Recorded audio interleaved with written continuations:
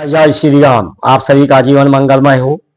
आप सभी महान भावों को वंदन, अभिनंदन एवं स्वागत है। आज के समय में जो आवश्यकता है, सत्य सनातन जो सत्य नियम है, सत्य नियम धरा धाम का, जिससे प्रकृति का परिवर्तन और नियंत्रण है। ये प्रकृति का खेल है और इस प्रकृति के खेल में पूरा सृष्टि एक खिलाड़ी के रूप में है। संसार एक खेल का मैदान है जो प्रकृति के खेल में सबको सम्मिलित होना है। ये खेल सुंदरता के लिए है, कल्याण के लिए है, संतुष्ट के लिए है, पुष्ट के लिए है। सब स्वस्थ रहें, संतुष्ट रहें, सबको शांति और सुख प्रदान हो। ये खेल जो सत्य नियम भारत की संस्कार संस्कृति का नियम, सत्य नियम के अनुकूलता में ये नियम है, उसके अनुपालन में। इसलिए हम सबको संगठित होना है। इस सत्य नियम के खेल में सब सम्मिलित हों। इसके लिए अधिक से अधिक सब्सक्राइब, लाइक, शेयर, फॉलो करें, ताकि वाद विवाद को समाप्त करने के लिए बीमारी ना हो, कहीं किसी में विवाद ना हो, कहीं बैर ना हो, कहीं विरोध ना हो। सब शांति पूर्वक, सुख पूर्वक, स्वस्थ रह करके जीवन का आनंद, इस संसार का आनंद का सब अनुभव कर सके।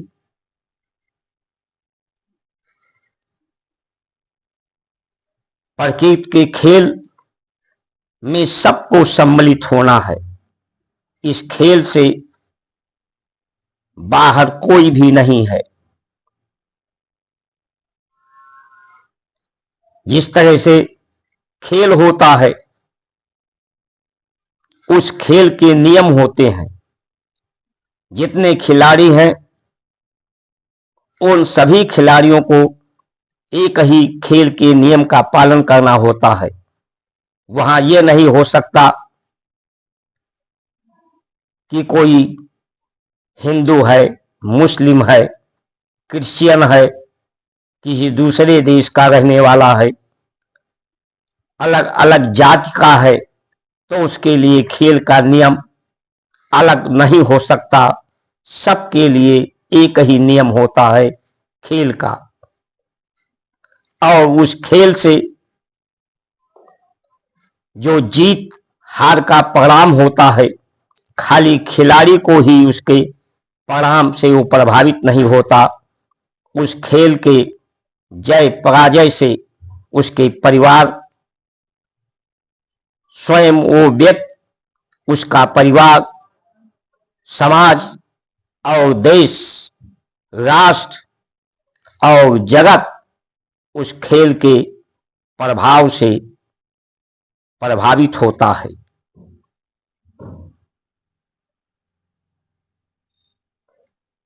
कोई खिलाड़ी अच्छा खेलता है तो उसका भी नाम होता है, उसके परिवार का भी होता है, उसके समाज का भी होता है, उसके देश का भी होता है, राष्ट्र का भी होता है और विश्व का भी होता है। उसी तरह से इस प्रकृति के खेल में उसके नियम के अनुसार खेले।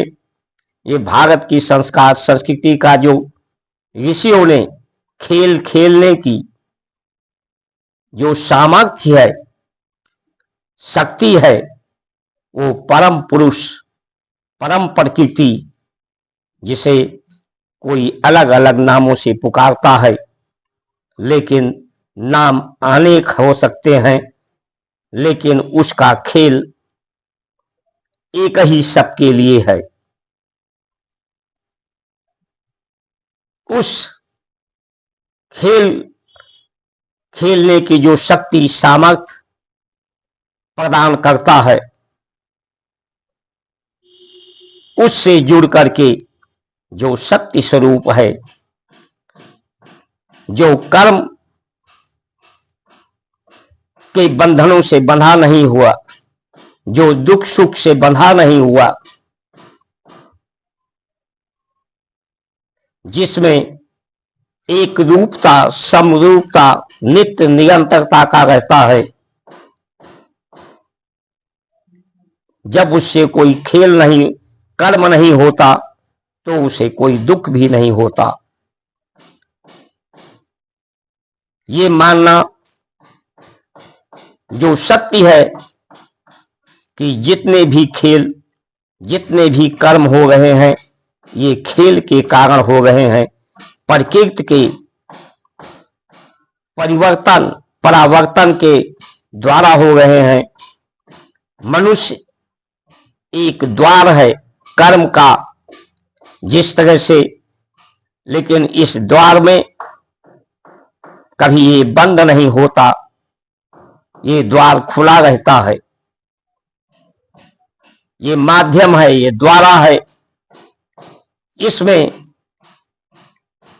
जो परिवर्तन परावर्तन है, इसका आहरण विहरण हो रहा है, आदान प्रदान शक्तियों का परिवर्तन का हो रहा है। यही परिवर्तन एक कर्म के रूप में, एक खेल के रूप में अनुभव होता है, परिवर्तन के रूप में होता है। कोई व्यक्तिगत ये कर्म नहीं कर सकता। प्रकृति के सानिध्य से, धरती के सानिध्य से, परमात्मा परम शक्ति के सानिध्य से ये धरती ना हो तो मनुष्य नहीं हो सकता, प्रकृति ना हो तो कोई उत्पत्ति नहीं होगी, कोई पालन पोषण निवारण नहीं होगा। इसमें गति, चाहे प्राण की गति शरीर में हो, आहार जो लेते हैं उसकी गति हो, रक्त की गति हो, धरती में गति, प्रकृति में गति, ब्रह्मांड में गति, ये गति के कारण ही कर्म का गति है। तो कर्म किसी एक का नहीं है, परिणाम भी एक का नहीं है। इसके परिणाम से सभी लोग प्रभावित होते हैं। अंतर इतना है कि पेड़ जो लगाता है, पेड़ के सन्निकट जो होता है, उसे उसकी छाया मिलती है, फल मिलता है, उसके सन्निकट जितने होते हैं उनको प्राप्त होता है। लेकिन जो दूर हैं उन्हें भी प्राप्त होता है, उन्हें उनका वायु मिलता है। सबसे बड़ा दुख ऋतुओं का परिवर्तन का होता है। ऋतुओं का परिवर्तन ही शरीर में रोज परिवर्तन करता है, लेकिन ऋतुएं ना हो तो ये सृष्टि नहीं होगी। गर्मी नहीं होगी तो ठंडी नहीं होगी, ठंडी नहीं होगी तो गर्मी नहीं होगा, बरसात नहीं होगा, बरसात नहीं होगा तो जीवन नहीं होगा। लेकिन ऋतुओं के परिवर्तन में शरीर को दुख होता है, अधिक ताप से, अधिक ठंडी से, समय के अनुरूप संतुलन बरसात का नहीं होता तो दुख होता है। इसके लिए सहन शक्ति सब में हो, ऋतुओं की परिवर्तन के लिए, और ऋतुओं के अनुसार लोगों का आहार विहार व्यवहार हो। तो आज ये क्यों कोई हिंदू को कह रहे हैं हिंदू इकट्ठा हो जाए, मुसलमान हो जाए? किस लिए इकट्ठा हो जाए, किस लिए संगठित हो जाए? आपस में विवाद करने के लिए इकट्ठा हो जाए? एक दूसरे को पराजय करने के लिए इकट्ठा हो जाए, अशांति फैलाने के लिए इकट्ठा हो जाए। आज की स्थिति यही बन रही है। हमें सबको संगठित होना है, सत्य नियम के खेल में सम्मिलित होने के लिए, परमात्मा के खेल, प्रकृति के खेल में अपना योगदान देने के लिए, न कि परमात्मा प्रकृति के खेल को बिगाड़ने के लिए, जगत के खेल को बिगाड़ने के लिए हमें संगठित नहीं होना चाहिए। जो प्रकृति का मूल है, सुंदरता, धरती हमारी सुंदर हो, फल फूलों वनस्पतियों से, आहार से, वन औषधियों से आच्छादित हो, सबका तन मन चित्त बुद्धि सभी कार्य व्यवहार अवस्था व्यवस्था सुंदर हो। हम सत्य के अंश हैं, हमारे द्वारा शिवम यानी कल्याणकारी कार्य हो, सुंदरम के लिए कार्य हो। यही हर व्यक्ति के में लक्षण है परमात्मा का अंश होने के लिए। जो जिसका अंश होता है उसी का उसमें लक्षण होता है।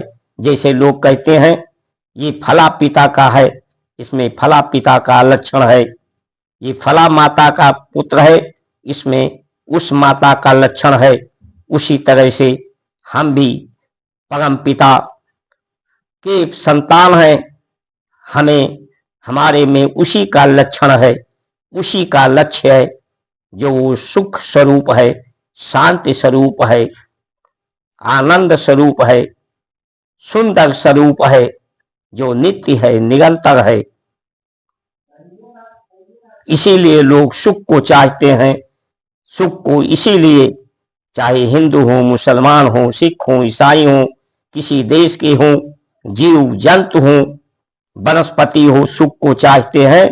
ये सिद्ध होता है कि हम उसी सुख स्वरूप, एक ही सुख स्वरूप के संतान हैं।